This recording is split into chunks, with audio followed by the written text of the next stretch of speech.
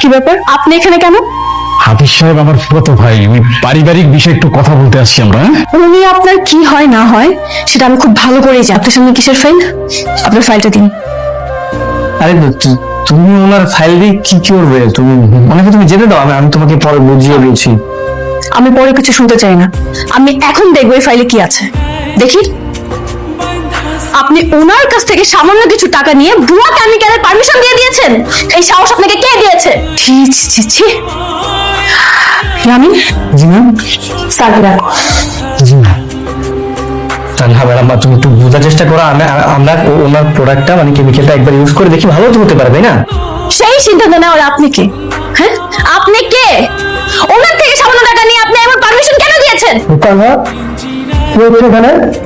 Sir, আমাদের হাফিজ সাহেব ওনার কাছ থেকে ঘুষ নিয়ে আমাদের সাভারে যে ফ্যাক্টরিটা আছে সেখানে 2 নম্বর কেমিক্যালের পারমিশন দিয়েছে। জানেন? জি স্যার। কত পুলিশ? Yes sir. স্যার বলছিলাম কি, পুলিশ কেন আমরা পুলিশ না ডাকি? কারণ পুলিশ আসলে তো আমাদের অফিসে অনেক সিক্রেট হবে আর মান সম্মান কিন্তু আপনার যাবে। তো স্যার, আপনি কিন্তু চাইলে ওকে অন্য যে কোনো শাস্তি দিতে পারেন। ওকে মিস তানহা, আপনি তো বলছেন আপনার কথাই থাকবে।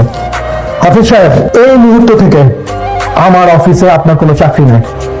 আপনার মতো অসৎ এমপ্লয়ি আমার দরকার নাই। You are fire.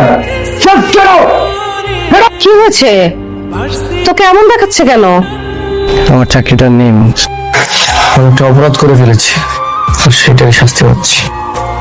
বোমা দাঁড়াও, তুমি অফিসে হাফিজের সিনিয়র হতে পারো, কিন্তু ভুলে যেও না দিন শেষে তুমি ওর স্ত্রী। না মা, আমি এটা ভুলে যাইনি।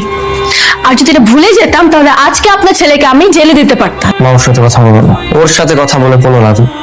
ওর সকল স্বার্থ হচ্ছে অফিসের বস, আমি কেউ না।